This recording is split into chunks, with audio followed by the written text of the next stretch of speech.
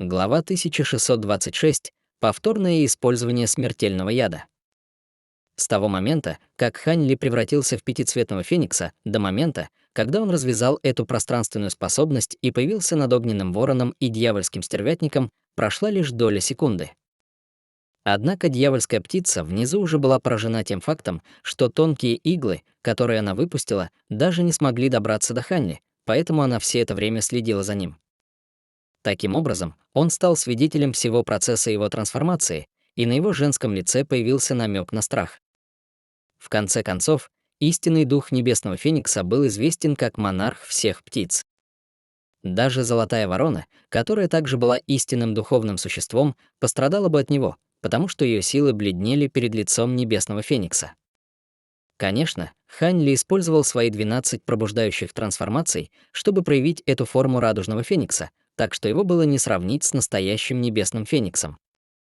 Тем не менее, нельзя отрицать, что в его теле была настоящая духовная кровь Небесного Феникса. Вдобавок, этот дьявольский стервятник был всего лишь мутировавшей птицей, унаследовавшей часть родословной золотого ворона, так что это не был настоящий золотой ворон. Таким образом, в тот момент, когда он почувствовал уникальную ауру, выпущенную истинной духовной кровью в теле Хань Ли, его охватило чувство неудержимого страха.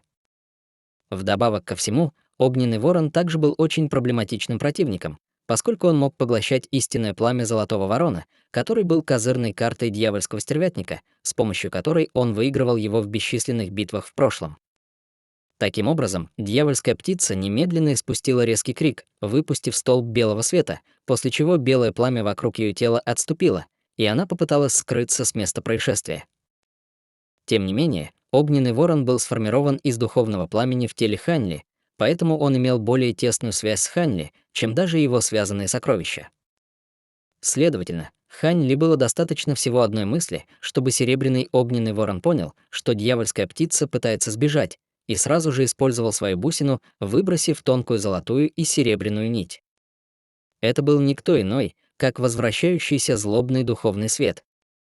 Столб золотого света был толщиной с большую чашу, в то время как золотая и серебряная нить была тонкой, как прядь шелка, но как только они столкнулись, столб света отразился прямо обратно в дьявольскую птицу. Дьявольский стервятник, естественно, был весьма ошеломлен тем фактом, что против него была применена его собственная атака, и резко взмахнул крыльями в припадке шока и ярости. Из его крыльев вырвались две вспышки белого пламени, и только тогда он едва ли смог уничтожить световой столб. Однако золотая и серебряная нить также воспользовались этой возможностью, чтобы устремиться прямо к птице. Дьявольская птица узнала о том, что эта тонкая нить обладает некоторыми странными способностями, и немедленно попыталась принять меры уклонения. Однако прямо в этот момент над головой раздался громкий крик Феникса, после чего на нее устремилось с пугающей скоростью огромное пространство лазурного света. Из пространственного разлома появился Хань Ли в своей форме Феникса и, взмахнув хвостовыми перьями в воздухе, призвал в метафизическую приближающуюся полоску лазурного света. Благодаря скорости движения дьявольской птицы, она изначально могла уклониться от этой атаки. Однако из серебряного пламени огненного ворона вырвалась огромная сила, и дьявольский стервятник застрял в воздухе, будучи застигнутым ударом врасплох. В результате на него мгновенно обрушился лазурный свет. Опаляющее белое пламя по всему телу птицы мгновенно таяло под натиском лазурного света, как снег под весенним солнцем, и как только свет окутал дьявольского стервятника, он внезапно почувствовал, что его тело напряглось, стало чрезвычайно тяжелым и вялым. Дьявольская птица полностью окаменела от этого внезапного развития событий не только из-за ограничивающей силы лазурного света, но также из-за того, что золотая и серебряная нить были теперь слишком близко, чтобы она могла вовремя уклониться. Хань Ли и огненный ворон идеально сотрудничали и поставили своего противника в ужасное положение. В своем отчаянии дьявольской птице ничего не оставалось, кроме как резко вдохнуть, и белое дьявольское ядро поблизости внезапно отлетело назад и оказалось прямо на пути золотой и серебряной нити. Он планировал использовать свое дьявольское ядро, чтобы задержать тонкую нить, тем самым показывая, что он был чрезвычайно уверен в твердости своего собственного дьявольского ядра.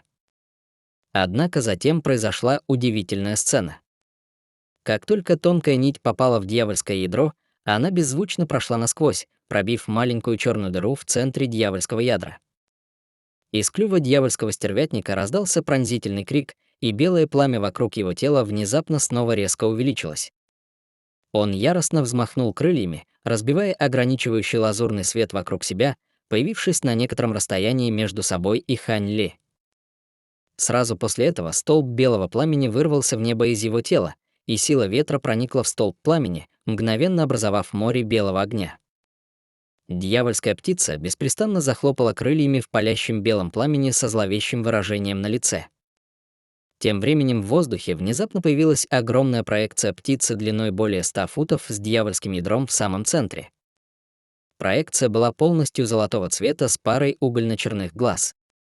Она была очень похожа на ворону, но у нее было 3 когтя вместо 2. Это проекция золотого ворона.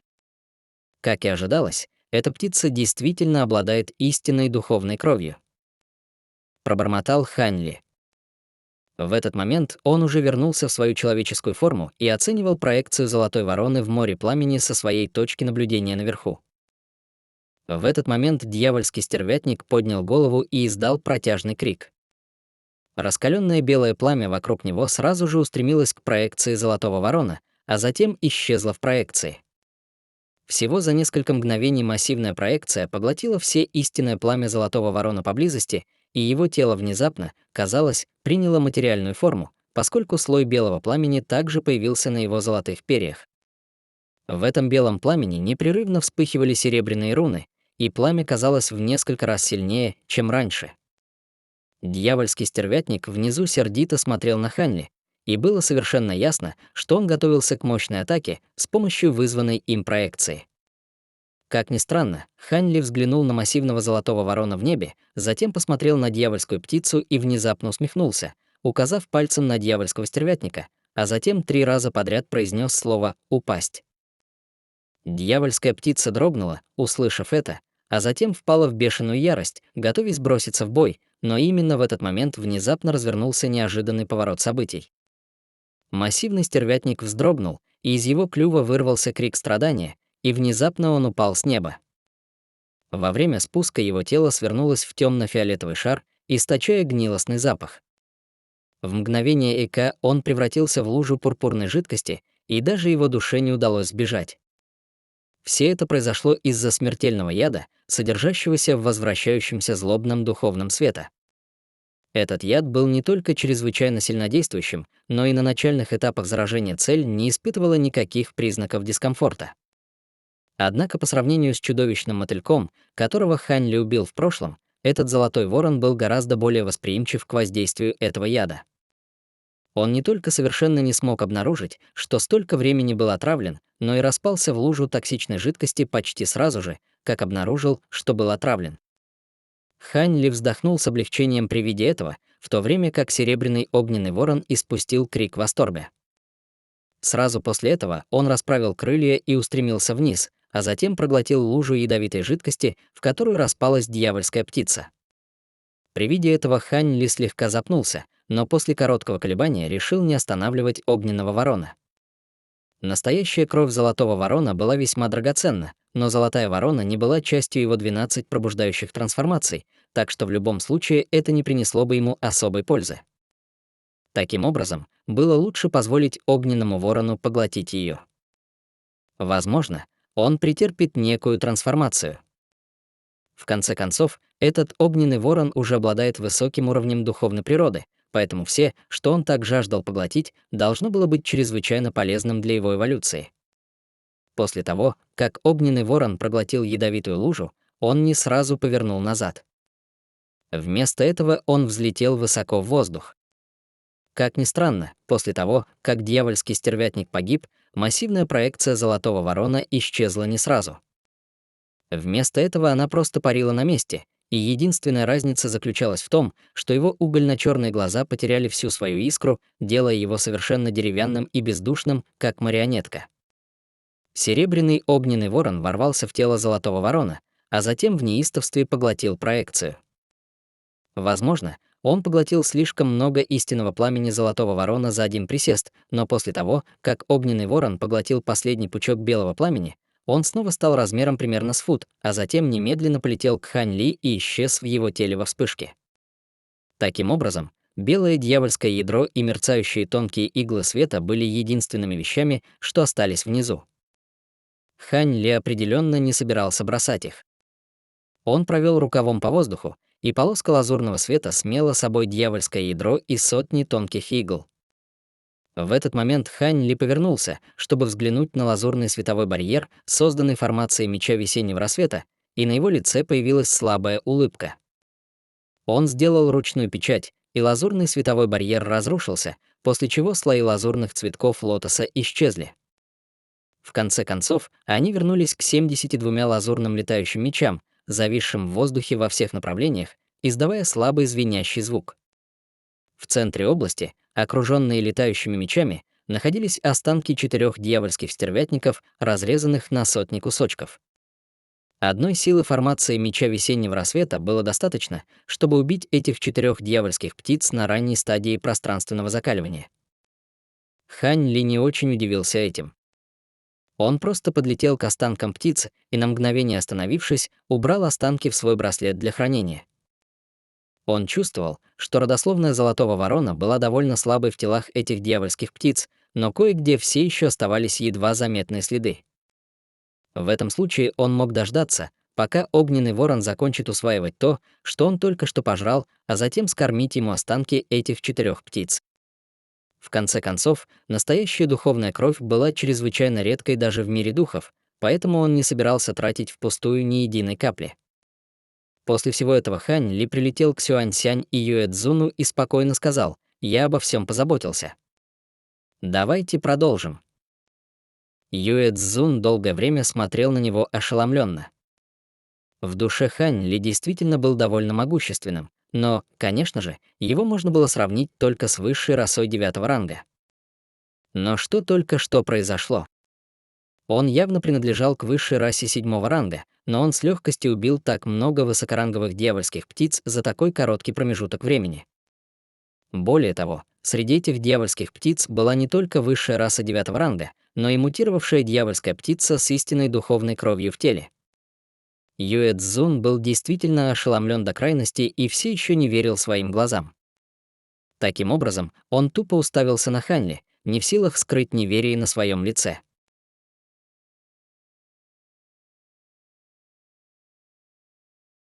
Глава 1627. Резня. Сюаньсянь тоже была весьма удивлена, но быстро пришла в себя и сказала: «В самом деле, старший Хань, нам не следует задерживаться в этом месте. Возможно, поблизости могут скрываться другие дьявольские звери, так что лучше уйти отсюда как можно быстрее». Услышав это, Юэ Цзун наконец оправился от ошеломленного ступора и быстро кивнул в знак согласия. Таким образом, все трое продолжили свой путь. После этого они пролетели меньше часа, прежде чем вынырнули из тонкого тумана и, наконец, покинули это тревожное место. Затем все трое без остановки продолжили свое путешествие. Незаметно для всех троих, в то время как они покинули туманную область, полоска серебряного света вырвалась издалека и остановилась перед морем тонкого белого тумана. Серебристый свет погас, обнажив миниатюрную человекоподобную фигуру с парой заостренных ушей и длинным пушистым хвостом, который нежно вилял позади нее. Красивая женщина огляделась и, сделав печать заклинания руками, выпустила из своего тела шар серебряного света, который превратился в руны, которые быстро распространились во всех направлениях. В конце концов, серебряные руны растворились в воздухе, и на лице женщины появился намек на восторг. Это определенно правильное направление. Если я правильно помню, те мутировавшие стервятники с человеческим лицом недавно поселились здесь. У них родословная Золотого Ворона, и они подчиняются Сюэ-Би, так что с ними будет нелегко справиться. Это хорошо. По крайней мере, существа не смогут легко выбраться из этого места. При этом серебристый свет появился вокруг ее тела, и она полетела прямо в туман. Более 2 часов спустя серебряный свет погас в том месте, где Хань Ли ранее убил дьявольских птиц, и женщина снова показалась. Она нежно понюхала воздух в этом месте, и в ее глазах промелькнул намек на недоумение. Затем она сделала печать заклинания и повторила тот же процесс, что и ранее, после чего недоумение в ее глазах стало еще более явным. Подумав некоторое время над ситуацией, она внезапно подняла голову, из которой вырвался протяжный крик, похожий на рык тигра, но также похожий на рык дракона. Даже после того, как она продолжала поддерживать свой крик, все вокруг оставалось совершенно безмолвным, и на ее крик не было ответа. Таким образом, ее голос внезапно затих, и она нахмурила брови. Вскоре она покачала головой и вышла из этого места. Направление, в котором она двигалась, было идентично маршруту, по которому пошло трио Хань Ли. В некоем темном ущелье, в глубине золотых горных Золотого Дьявола собрались тысячи и тысячи дьявольских зверей разных типов, как в воздухе наверху, так и на земле внизу.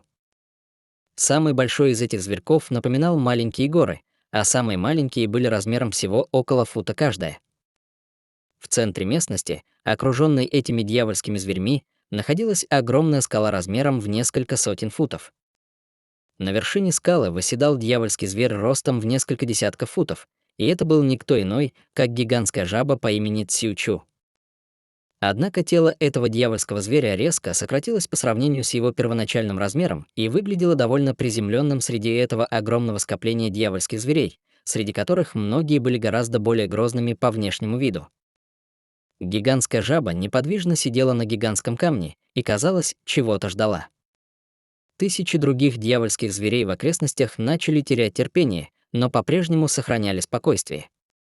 Спустя некоторое время дьявольские звери в воздухе внезапно разошлись, раскрыв путь массивной летучей мыши с золотыми узорами по всему телу. Летучая мышь спикировала сверху, сложив крылья против своего тела, и затем остановилась перед гигантской жабой.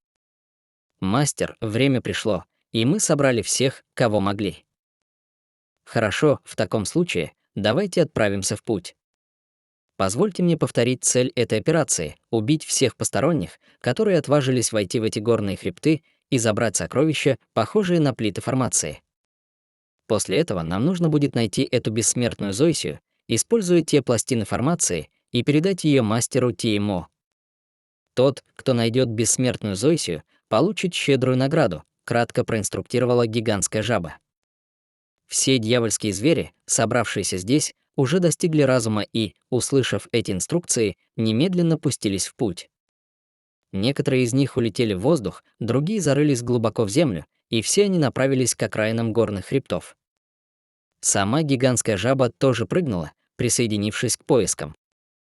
Однако, без ведома всех присутствующих дьявольских зверей, в обычном сером облаке, висевшем в десятках тысяч футов над перевалом, таилась черная тень. У черной тени была пара сверкающих малиновых глаз, и она холодно оценивала все, что происходило внизу. Только после того, как все дьявольские звери покинули пещеру, оно вылетело из облака, оказавшись тем самым большим малиновым попугаем.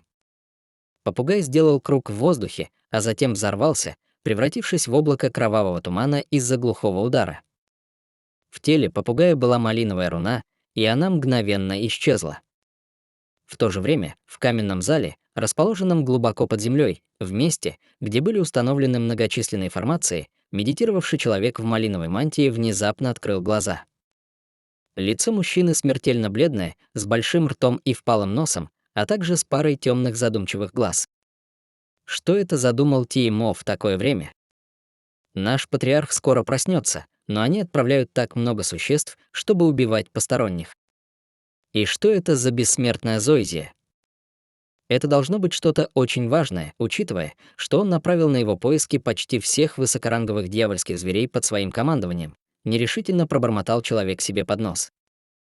Спустя несколько мгновений он внезапно дважды хлопнул в ладоши, и каменная дверь комнаты беззвучно открылась сама по себе. В дверь вошла женщина с элегантной фигурой в малиновом роскошном платье, но черты ее лица скрывал слой малинового тумана. «Привет, отец». Женщина, сделав изящный реверанс, подошла к мужчине. «Сюэ-Ин, Тиемо и До-Янь уже прибыли во дворец земли?» — спросил мужчина. «Еще нет, отец». Голос женщины был немного низким, но тем не менее это был относительно приятный голос. Они все еще не сделали это. Похоже, что-то действительно не так, задумчиво заметил человек в малиновой мантии. Вы получили новости, отец, С любопытством спросила женщина. Да. Все подчиненные ТМО были мобилизованы, медленно ответил мужчина. Что? Все. Может быть, женщина была очень поражена, услышав это. Это не то, что ты думаешь. Все они были размещены на окраинах горных хребтов и собираются убить всех существ мира духов, которые отважились войти в это, объяснил мужчина, встряхнув рукой. Они хотят убить всех существ мира духов? Интересно, почему? Женщина была несколько сбита с толку его словами. Вот почему я вызвал тебя сюда. Кажется, они ищут что-то, что называется бессмертной Зойсией, но пробуждение святого патриарха неизбежно, поэтому я не могу покинуть это место. Поэтому я хочу, чтобы ты выяснила, что это вместо меня, и немедленно сообщите мне, если найдете какую-нибудь полезную информацию, проинструктировал мужчина, и в его глазах вспыхнул холодный свет. Сердце женщины слегка дрогнуло от его слов, но она все же ответила: «Да, отец». После этого она вежливо вышла из комнаты, и каменная дверь сама собой захлопнулась. Тем временем мужчина в малиновой мантии тяжело вздохнул, а затем снова закрыл глаза, начав медитировать. В воздухе над серым лесом на окраине золотых горных дьявольских хребтов культиватор божественной трансформации управлял 3 красными летающими саблями, сражаясь с 2 дьявольскими зверьми, похожими на черных медведей. Эти дьявольские звери были в несколько десятков футов высотой, но и могли выпускать бесчисленное количество проекций когтей, размахивая лапами в воздухе, и эти когтистые проекции со звоном сталкивались с летающими саблями на протяжении всей этой ожесточенной битвы. Это существо стадии божественной трансформации едва могло обеспечить самосохранение перед лицом этих яростных атак, но в следующее мгновение вдалеке внезапно раздался странный крик, вслед за которым появилось черное облако. Это была стая из сотен рогатых черных птиц. Одна из них была около 10 футов в длину с парой зеленых глаз, излучающих зловещий свет. Существо стадии божественной трансформации абсолютно окаменело при виде этого, но был не в состоянии сделать что-либо, кроме как манипулировать своими 3 летающими саблями изо всех сил перед лицом 2 гигантских медведей. Внезапно 3 летающих сабли полетели обратно к нему, а затем превратились в 3 полоски света, которые заслонили его тело собой. Однако после странного крика дьявольской птицы, ведущей стаю, остальные в безумстве улетели. Летающие сабли смогли убить не более дюжины этих дьявольских птиц, прежде чем были разорваны в клочья. Они не пощадили даже гигантских, похожих на медведей, дьявольских зверей, которых тоже съела стая свирепых птиц. В конце концов, одна из птиц внезапно открыла клюв, выпустив пластину формации, и при виде этого глаза их лидера загорелись от восторга. Главная птица открыла клюв и втянула пластину формации во вспышки белого света. После этого она повела стаю дьявольских птиц в другом направлении. В воздухе над небольшой горой 5 похожих на леопарда дьявольских зверей атаковали желтый световой барьер, окутавший вершину горы. Из пастей дьявольских зверей извергалась серая дьявольская ци, заставляя световой барьер непрерывно дрожать, а под световым барьером находились 2 чужеземных существа, каждая из которых держала флаг изо всех сил. Несмотря на то, что они изо всех сил старались поддерживать световой барьер, он явно был на грани обрушения. В другом месте, над участком пустой земли, пожилой мужчина с фамилией Ян и бледнолицый молодой человек летели по воздуху так быстро, как могли, в виде 2 полосок света. Их преследовало странное зеленое облако и порыв яростных черных ветров. По мере того, как эти двое приближались все ближе и ближе, сердце пожилого человека дрожало сильнее, и он, стиснув зубы, внезапно перевернул руку, достав слегка изношенный золотой талисман. Что-то пропев, он поднял талисман, и шар пронзительного золотого света, похожий на мерцающее золотое солнце, появился посреди раскатов грома. Золотой свет излучался во всех направлениях, создавая изумительное зрелище, которое также вытесняло всю дьявольскую ци в окрестностях. Зеленое облако и порывы черного ветра в результате этого также были вынуждены остановиться. Несколько мгновений спустя золотой свет исчез, но 2 мужчин впереди также исчезли без следа. Подобные сценарии разворачивались по всем окраинам золотых горных дьявольских хребтов. Большинство пришельцев, вошедших в горные хребты, были убиты дьявольскими зверями, и совсем немногие выжили. Все существа, которые выжили до этого момента, были от природы довольно сильными, и после того, как поняли, что в этом районе появилось ненормально большое количество высокоранговых дьявольских зверей, все они скрылись и стали чрезвычайно осторожными. Дьявольские звери, получившие пластины формации слежения от убитых ими существ, начали обыскивать окраины горных хребтов. Однако, как ни странно, никому из оставшихся существ мира духов или дьявольским зверям даже мельком не удалось увидеть эту бессмертную Зоисию. К этому моменту, после нескольких дней путешествия, трио Хань Ли наконец приблизилось к месту назначения.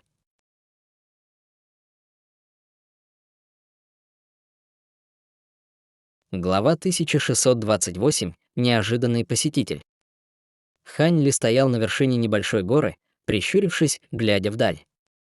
Через некоторое время он отвел взгляд и повернулся к Сюаньсяню, спрашивая: «Это то место, о котором ты говорила?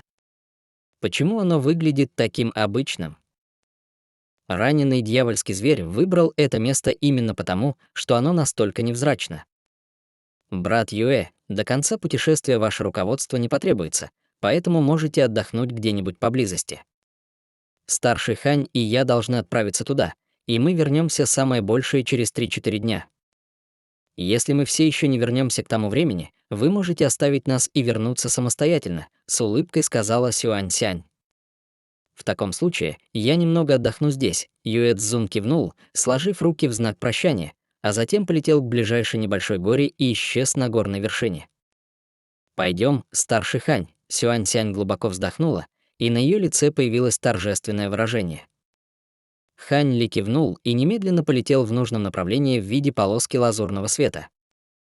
Войдя в горный хребет впереди, дьявольская дымчатая птица, усевшись на плечо Сюаньсянь, немедленно распахнула свои крылья и взлетела в воздух, затем направилась в определенном направлении. Хань Ли и Сюаньсянь последовали за ней, пролетев несколько тысяч километров, пока маленькая черная птичка наконец не остановилась перед обыкновенной горой. После этого она начала кружить в воздухе над горой, непрерывно щебеча. Глаза Сюаньсянь загорелись восторгом, и она сказала: «Вход найден».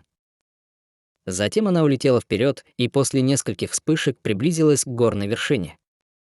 Быстро облетев горную вершину, она остановилась на полпути к горе, где начала что-то оценивать с сосредоточенным взглядом на лице. Хань Ли подлетел к ней и тоже посмотрел в ту же сторону. Он увидел приземленный серый камень высотой более 1000 футов.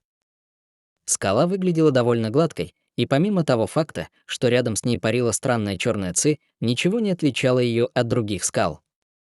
Однако, когда в глазах Хань Ли вспыхнул синий свет, и он резко изменился в лице, словно заметил нечто большее, чем-то, что было у него перед глазами. В этот момент Сюянь-сянь издала низкий крик, и дьявольская дымчатая птица, кружившая в воздухе над головой, внезапно устремилась вниз и полетела прямо к скале. В тот момент, когда дьявольская дымчатая птица соприкоснулась с кажущейся твердой поверхностью скалы, по отвесной поверхности горы с грохотом пробежала рябь. Сразу после этого поверхность скалы стала размытой, превратившись в слой плотного черного тумана. Вся скала была входом в массивную пещеру, и дьявольская дымчатая птица беспрепятственно прошла сквозь черный туман.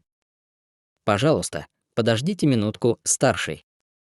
Сначала попрошу дьявольскую дымчатую птицу проверить обстановку», — осторожно сказала Сюянь-сянь и села в воздухе, скрестив ноги, и закрыла глаза, сделав печать заклинания рукой. Клочок ее духовного чутья уже проник в тело дьявольской дымчатой птицы, и она собиралась с ее помощью оценить ситуацию внутри пещеры. Тем временем Хань Ли стоял рядом с ней с задумчивым выражением лица, по-видимому, глубоко задумавшись о чем-то. Спустя какое-то время дьявольская дымчатая птица, чирикая, вылетела из черного тумана, а затем приземлилась на плечо Сюань-сянь, и та в этот момент также открыла глаза. К счастью для нас, дьявольский зверь ранга святого все еще находится в глубоком сне, так что это лучшая возможность нанести удар. Я попрошу дьявольскую дымчатую птицу провести вас прямо к дьявольскому зверю, старший Хань. Однако дьявольская ци внутри пещеры довольно свирепая, так что даже вы не сможете долго там продержаться. Поэтому лучше всего убить дьявольского зверя одним махом, не разбудив его.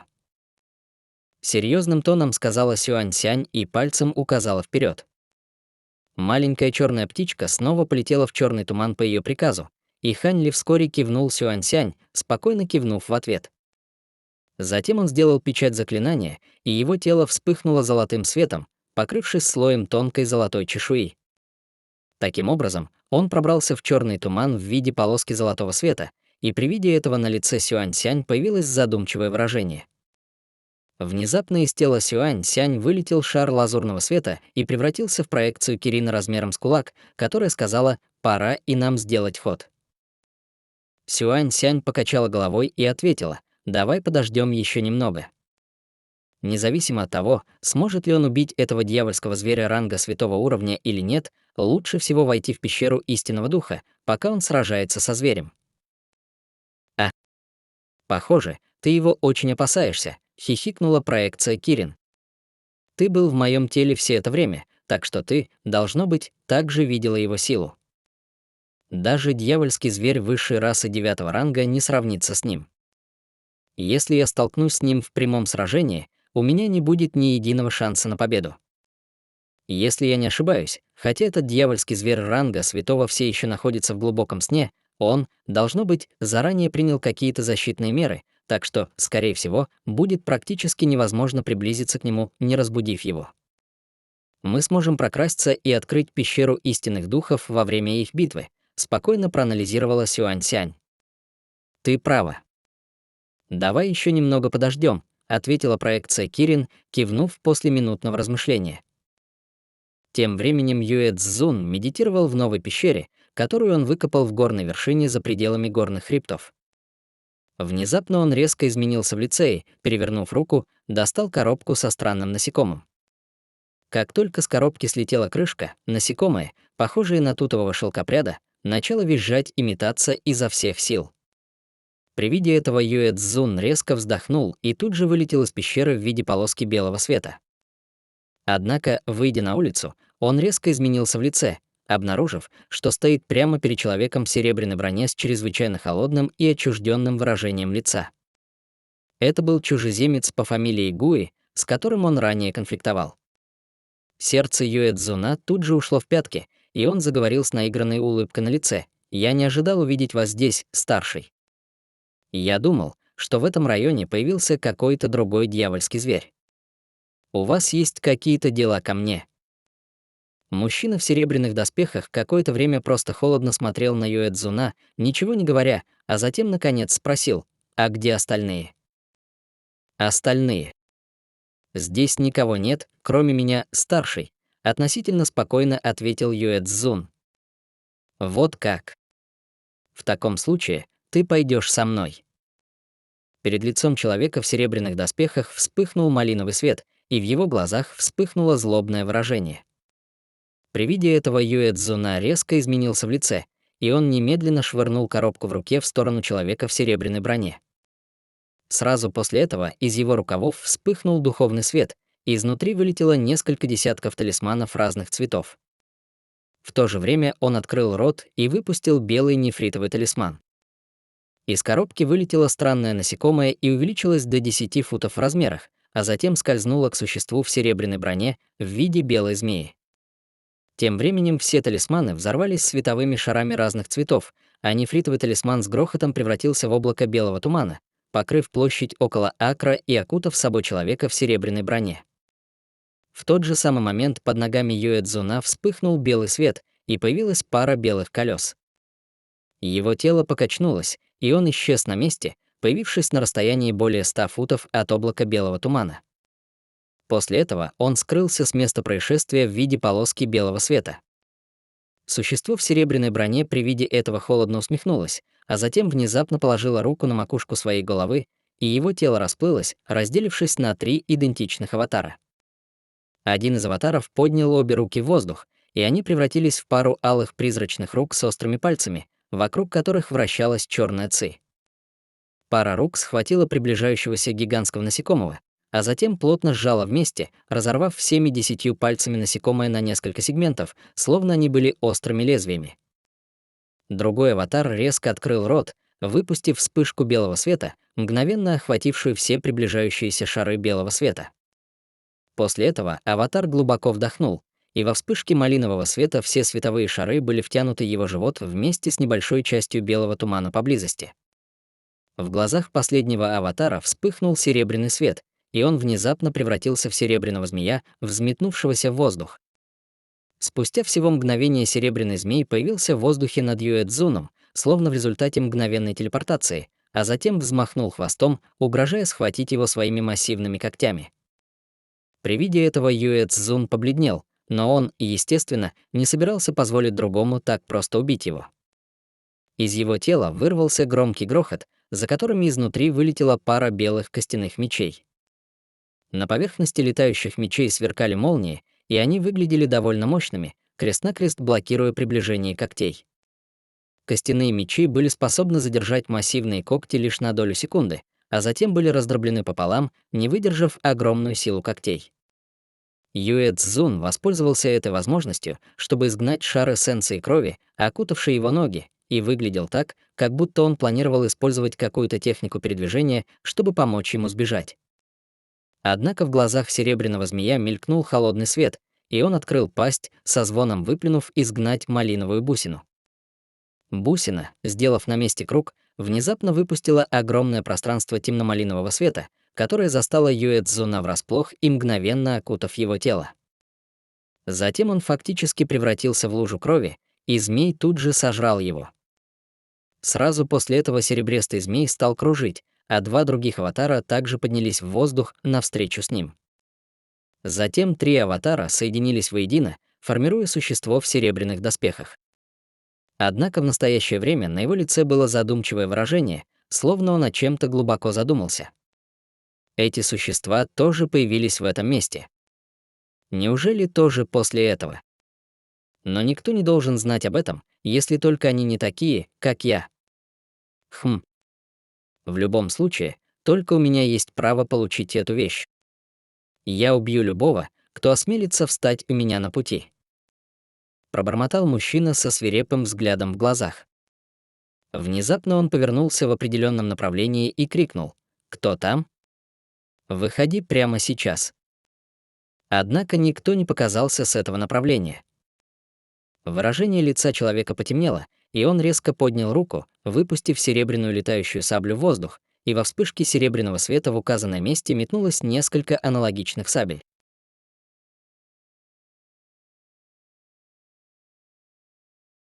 Глава 1629. Различные ценности. Однако даже после того, как все проекции сабли сошлись в этом месте, там все равно ничего не было обнаружено.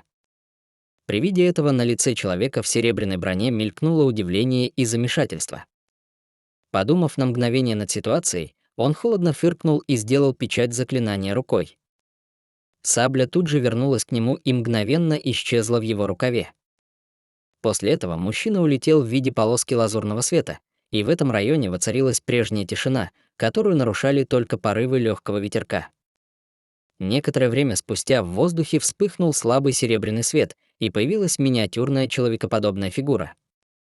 Это существо напоминало красивую женщину с острыми ушами, и это была никто иная, как дьявольский зверь Цзюе. Она посмотрела в том направлении, куда ушло существо в серебряных доспехах, и, нахмурив брови, пробормотала себе под нос: кто это был?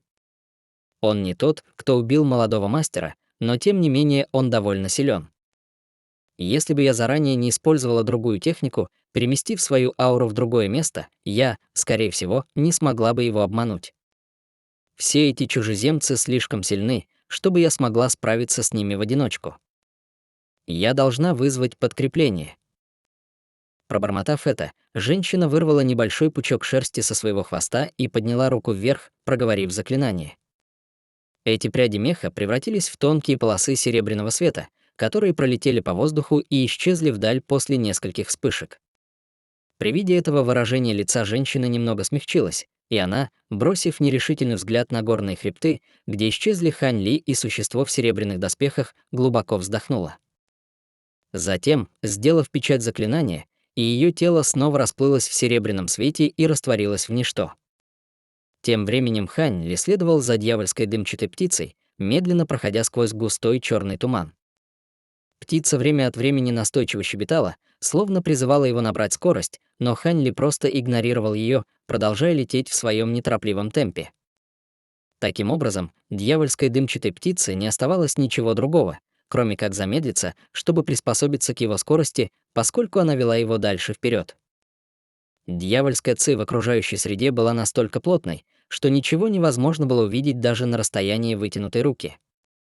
Словно это было в самых глубинах ада. Однако благодаря золотому свету, исходящему от тела Хань Ли, и голубому свету в его глазах, он мог видеть все вокруг с большой ясностью. В этот момент он находился в массивном квадратном коридоре. Проход был более 100 футов в длину и ширину, и все 4 поверхности были вымощены угольно-черным каменным материалом, которого он не видел прежде. Плотная дьявольская ци в коридоре непрерывно лилась из этих самых камней, и Хань Ли было очень любопытно, что это такое. Если бы не тот факт, что на эти стены потенциально могло быть наложено ограничение, он бы отколол несколько черных камней для дальнейшего изучения. Однако этот проход был частью системы проходов, которые простирались по всему животу горы как лабиринт, и чем дальше они продвигались, тем глубже они уходили под землю. Время шло медленно. В прошлый дьявольская дымчатая птица вернулась довольно быстро, но Хань Ли шел уже довольно давно, и все еще не было никаких признаков того, что они приблизились к месту назначения. От этого Хань Ли чувствовал недоверие и враждебность по отношению к черной птице. Дьявольская дымчатая птица, похоже, тоже почувствовала недовольство Хань Ли, но могла только продолжать лететь. Через какое-то время дьявольская дымчатая птица внезапно остановилась впереди, как раз в тот момент, когда Хань Ли собирался повернуть назад. При виде этого сердце Хань Ли дрогнуло, и он сфокусировал свой взгляд впереди и обнаружил, что дьявольская ци там, похоже, значительно уменьшилась. Кроме того, прямо перед его глазами был массивный выход, переливающийся белым светом. Выражение лица Хань Ли, наконец, немного смягчилось, и он, глубоко вздохнув, внезапно указал на дьявольскую дымчатую птицу. Птица обладала обрывком духовного чутья Сюань-Сянь внутри своего тела, поэтому от природы она была довольно умной, и при виде этого в ее глазах появился намек на смятение. Однако, немного помедлив, она все же послушно подлетела к Хань Ли.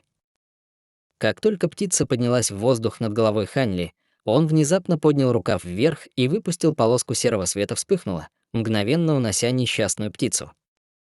Дьявольская дымчатая птица, естественно, была ошеломлена этим развитием событий и открыла клюв в попытке вскрикнуть. Однако ее голос, естественно, не мог вырваться из окружающей ее эссенции божественного света. В этот момент Хань Ли спокойно указал пальцем вперед, и на кончике его пальца вспыхнул лазурный свет, ударив руной по неподвижному телу дьявольской дымчатой птицы. Вокруг птицы закрутился лазурный свет, и она исчезла во вспышке серого света. После всего этого Хань Ли взмахнул рукой, и на его лице появилась легкая улыбка. Однако в следующее мгновение он бросил взгляд на выход, и в его глазах появилось мрачное выражение. Затем он открыл рот, выпустив шар серебряного пламени, который в мгновение ока превратился в серебряного огненного ворона. Огненный ворон несколько раз облетел Хань Ли, а затем бесследно исчез в стене поблизости. После этого Хань Ли взмахнул рукавом, и оттуда беззвучно вылетело 72 маленьких золотых меча. Эти летающие мечи кружили в воздухе по велению Хань Ли, а затем, превратившись в бесчисленные лазурные цветки лотоса, появлялись по всему проходу и в следующее мгновение исчезали, как мыльные пузыри. После всего этого Хань Ли на мгновение остановился, а затем по щелчку пальца достал 2 серебряных талисмана. Талисманы устремились вниз к земле, трансформируясь в пару бледных золотых теней, и исчезли под землей. Это были не что иное, как 2 его талисмана первозданной брони. Хань Ли должен был столкнуться с дьявольским зверем стадии интеграции тела, который, хотя и получил серьезные травмы, по-прежнему не был тем противником, которого стоило недооценивать. Перед тем, как отправиться в это путешествие, он специально изготовил несколько скошенных серебряных талисманов и взял их с собой. Материалы, необходимые для изготовления этих талисманов, были чрезвычайно ценными, но в таком супергороде, как Облачный город, естественно, можно было собрать с легкостью эти материалы, если у него было достаточно духовных камней. После всех этих приготовлений в глазах Хань Ли вспыхнул холодный свет, и он наложил фиолетовый талисман на свое тело. Во вспышке яркого света сквозь него просочился шар пурпурного тумана, после чего тело Хань Ли исчезло во вспышке серебряных рун. В качестве меры предосторожности он решил использовать талисман невидимости высшего зенита.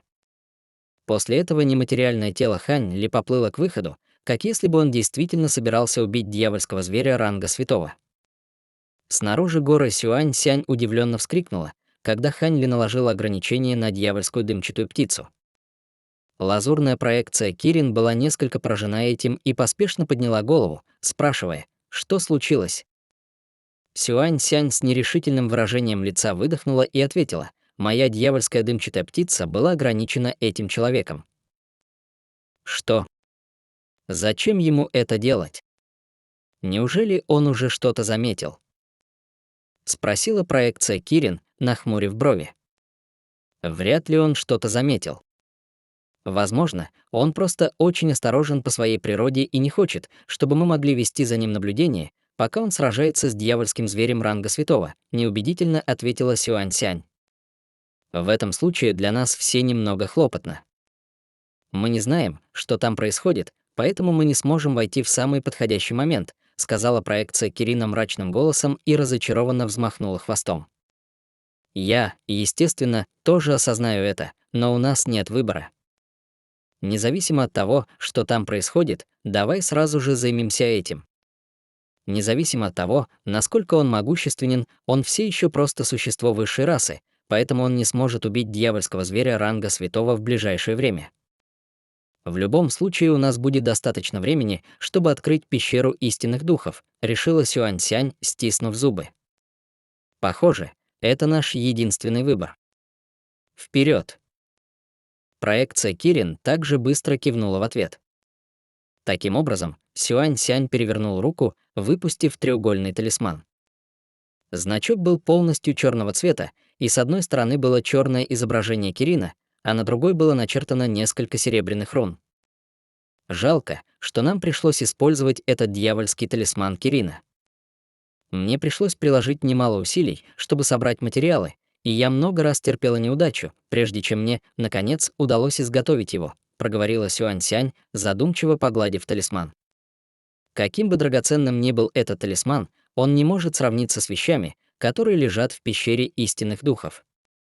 Только используя его, ты сможешь избежать отвержения дьявольской ци в пещере, тем самым позволив тебе проникнуть туда, пока этот Хань будет отвлекать этого дьявольского зверя. Даже если он что-то заметит, он не сможет помешать тебе открыть пещеру истинных духов, сказала проекция Кирин.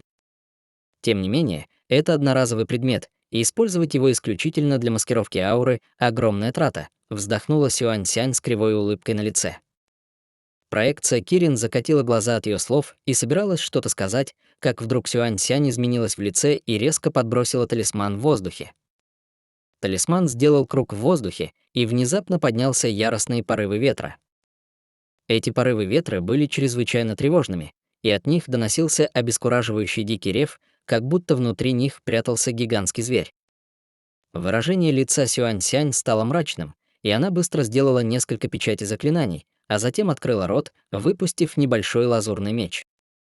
Меч обернулся вокруг ее запястья в виде полоски лазурного света, а затем полетел обратно в ее рот, и из раны мгновенно хлынуло большое количество эссенции крови. Вперед! Сюань-Сянь издал низкий крик. Эссенция крови мгновенно слилась в малиновый шар размером с кулак и полетела прямо на порывы яростного черного ветра. Как ни странно, после того, как комок крови растворился в черных ветрах, не только тревожный рев внезапно прекратился, но и сами свирепые ветры постепенно стихли.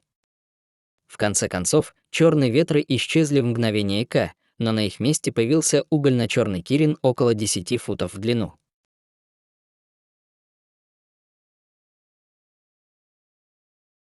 Глава 1630. Скрытая атака.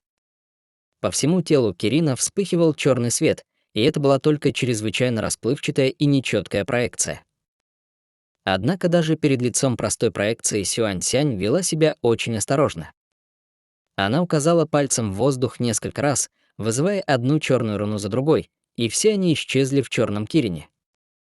В результате зловещий свет в глазах грозного черного Кирина мгновенно исчез, и в конце концов он превратился в шар черного света, который, пронесшись по воздуху, заключил в черный свет как лазурную проекцию Кирин, так и Сюань-Сянь. Хорошо, что я до сих пор помню, где погиб этот Кирин, поэтому мы смогли использовать намек на оставшуюся трупную ци из его останков для изготовления этого сокровища. Поскольку мы двое связаны между собой, ты также обладаешь аурой Кириной внутри твоего тела. В противном случае ты не только не смогла бы использовать это сокровище, но и пострадала бы от него, засмеялась лазурная проекция Кирина. Вот почему я не хотела расставаться с этим сокровищем. В ужасной ситуации это сокровище могло бы спасти мою жизнь, сетовала Сюань-Сянь с кривой улыбкой на лице. Как только она сказала это, ее тело качнулось, и она исчезла в дьявольской ци, окутанная черным светом. Незаметно для них двоих, вскоре после того, как они вошли в дьявольскую ци, серая скала поблизости, размером с кулак, внезапно взлетела. Затем скала раскололась, обнажив мерцающего золотого жука, который также беззвучно влетел в проход. Тем временем Хань Ли вышел из коридора и появился у входа в большой зал. Он сфокусировал взгляд впереди и обнаружил, что это был круглый зал диаметром более 1000 футов. В самом центре зала находилась золотая формация размером более 300 футов, вокруг которой стояли 12 черных каменных столбов, каждый по несколько десятков футов высотой. На каменных столбах были вырезаны грозные изображения демонов и дьяволов, и от них исходили потоки угольно-черной дьявольской ци, дрейфуя к центру формации. В центре формации находилась массивная малиновая кровать, на которой лежала огромная черная обезьяна размером в несколько десятков футов. Клыки дьявольской обезьяны были полностью обнажены, а конечности были удивительно длинные. Вдобавок к этому на голове у него были 3 мерцающих желтых скрученных рога. На ее груди зиял пурпурный шрам размером с человеческую голову, сквозь который виднелось несколько ребер и угольно-черное бьющееся сердце. Глаза массивной обезьяны были плотно закрыты, и вокруг нее вспыхивал черный свет, медленно поглощая окружающую дьявольскую ци своим телом. В то же время от большой кровати, на которой лежала обезьяна, исходил слой малинового тумана, и этот туман также непрерывно вливался в ее тело. Хань Ли стоял у входа и холодно смотрел на происходящее, словно не собираясь вступать в бой. В этот момент его тело находилось в нематериальном состоянии, поэтому, даже если бы кто-то стоял рядом с ним, им все равно было бы довольно сложно его обнаружить. Однако, согласно описанию Сюань-Сянь, эта гигантская обезьяна находилась где-то на средней стадии интеграции тела, поэтому Хань Ли не мог быть уверен, что его талисман невидимости сможет обмануть ее. Таким образом, он держался на расстоянии от дьявольской обезьяны, стоя на месте и молча изучая ситуацию. Однако после того, как золотой жук вылетел из скалы на горе, Хань Ли изменился в лице, и в его глазах на доли секунды вспыхнул холодный свет, после чего он мгновенно вернулся к обычному состоянию. Еще до того, как он вошел в проход, он оставил снаружи золотого прожорливого жука в качестве меры предосторожности. Конечно, этот жук был наделен нитью его духовного чутья, и это был один из его жуков, который мутировал, съев часть этого таинственного каменного блока. После пожирания каменного блока тела мутировавших золотых прожорливых жуков стали необычайно твердыми и тяжелыми. Более того, после исследований и экспериментов, которые он проводил в течение последних нескольких лет, он обнаружил, что жуки также приобрели новую способность — способность трансформироваться в камень. Эту мутировавшую способность он открыл случайно, культивируя собственное духовное чутье. Зарывшись в землю или камень, эти мутировавшие жуки могли испускать странные всплески духовной силы земляного элемента, тем самым позволяя им сливаться как единое целое с землей вокруг них.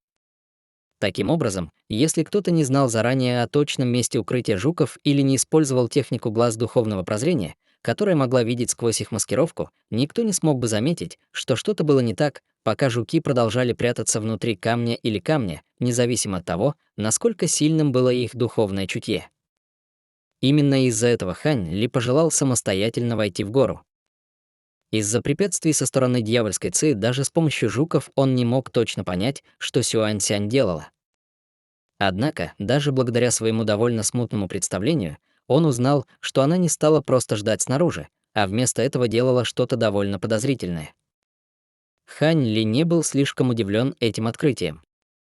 Как только она предложила починить небесные дьявольские доспехи в обмен только на некоторые материалы дьявольского зверя ранга святого, он сразу предположил, что она, возможно, что-то скрывала. Было совершенно ясно, что эта женщина не была обычным кристаллическим существом, поэтому материалы дьявольского зверя ранга святого не стоили усилий и риска для нее, особенно когда у нее не было даже самого ценного дьявольского ядра. Вдобавок, она даже преподнесла ему такое сокровище, как небесные дьявольские доспехи. После входа в золотые горные дьявольские хребты их группа столкнулась с несколькими чрезвычайно опасными сценариями, но Сюань Сянь совершенно не собиралась сдаваться, и это только усилило подозрения Хань Ли. Теперь, когда он подтвердил, что у нее были скрытые мотивы, он совсем не был в ярости. До тех пор, пока Сюань Сянь не делала ничего, что могло бы повредить его интересам, и мог восстановить небесные дьявольские доспехи, используя дьявольское ядро ранга святого, как она и обещала, ему было все равно, были ли у нее какие-то другие цели. Конечно, если бы она пошла за чем-то, что было достаточно заманчивым даже для него, он был бы не против вмешаться, чтобы получить долю для себя. Сюань Сянь действительно обладала некоторыми особыми способностями и сокровищами, но, учитывая ее уровень культивации, Хань Ли был уверен, что сможет контролировать ее в любое время. В этот момент он стоял у входа и наблюдал около 10 минут. За это время он смог убедиться, что кроме формации на Земле и 12 столбов вокруг него, в комнате не было других ограничений. Более того, эта гигантская обезьяна действительно была тяжело ранена и находилась в состоянии глубокого сна.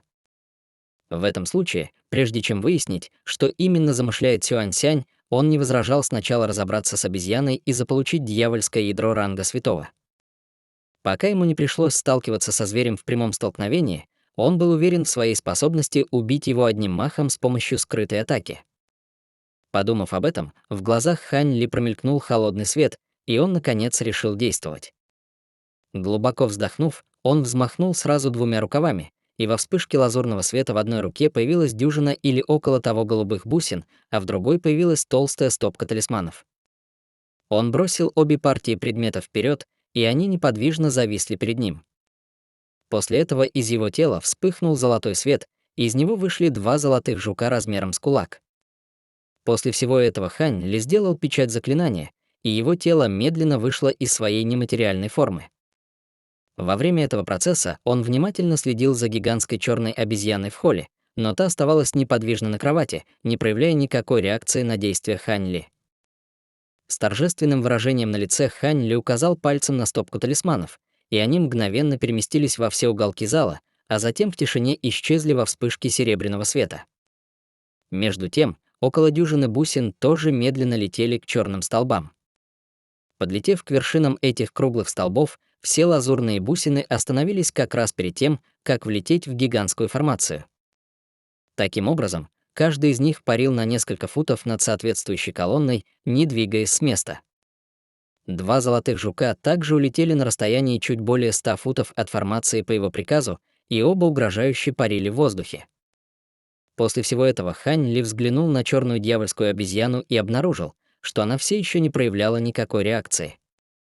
Немного помедлив, он внезапно поднял руку в сторону угла зала, и во вспышке духовного света в воздухе появился серебряный огненный ворон, а затем расправил свои крылья и исчез на месте. В следующее мгновение огненный ворон незаметно появился прямо над гигантской формацией и неподвижно завис в воздухе. С серьезным выражением на лице Хань Ли действовал быстро и решительно, передав наставление серебряному огненному ворону, используя свое духовное чутье. Огненный ворон немедленно раскрыл свой клюв, выплюнув тонкую золотую и серебряную нить. Это была тот самый возвращающийся злобный духовный свет. Тонкая нить летела по воздуху с необычайно быстрой скоростью, достигнув формации внизу почти сразу после того, как вылетела из клюва огненного ворона. Однако, как и ожидалось, гигантская формация была не просто бесполезным украшением. В зале раздался жужжащий звук, после чего над формацией внезапно появился малиновый световой барьер, защищающий тело гигантской обезьяны внутри. Однако тонкая золотая и серебряная нить просто проткнула световой барьер, как будто его и не существовало, а затем внезапно появилась прямо над головой дьявольской обезьяны. Оказалось, что тонкая нить вот-вот проткнет большую голову обезьяны в следующее мгновение, и Хань Ли смотрел издалека, затаив дыхание. Внезапно на теле обезьяны появился пурпурный доспех, покрывающий каждый дюйм ее тела. Тонкая нить ударилась о забрало доспехов, которое было точным слепком лица дьявольской обезьяны, и отразилось от него с громким металлическим лязгом. При виде этого Хань Ли изменился в лице, и он немедленно отказался от всех попыток оставаться незаметным, и его тело мгновенно вспыхнуло золотым светом. Сразу после этого над его головой появилась золотая проекция с 3 головами и 6 руками. Затем он что-то внутренне пропел, и 2 из 3 голов резко открыли глаза. В 2 парах глаз вспыхнул холодный свет, после чего 6 плеч проекции соединились в 3 группы по 2. В проекции вспыхнул золотой свет, и в мерцающих золотых руках появились 3 довольно расплывчатых гигантских меча. Все 3 меча были устаревшего дизайна, а на их поверхности сверкали руны разных цветов и мастей. Один из мечей был тонким, как бумага, и сверкал золотым светом, другой был узким, но чрезвычайно длинным и переливался лазурным светом, а последний был очень толстым тупым мечом угольно-черного цвета. «Атака!» — скомандовал Хань Ли еле слышным голосом. Золотая проекция мгновенно сделала печать заклинания своими 3 свободными руками и одновременно указала на расстояние, и 3 проекции мечей разного цвета пролетели по воздуху, объединившись в один, образуя трехцветную полоску света, которая устремилась прямо на гигантскую черную обезьяну. Почти в то же время 12 лазурных бусин, парящих над черными колоннами, рухнули, и во вспышке лазурного света раздалась череда сокрушительных ударов. С раскатами грома не только 12 черных столбов пали под силой лазурной молнии, но и даже вся формация была полностью затоплена дугами молний. Световой барьер столкнулся с дугами лазурных молний, и пурпурный световой барьер был практически мгновенно разрушен, и бесчисленные дуги лазурных молний посыпались проливным ливнем. В то же время 2 золотых жука и 3 проекции мечей выстрелили в унисон, надеясь нанести смертельный удар среди хаоса.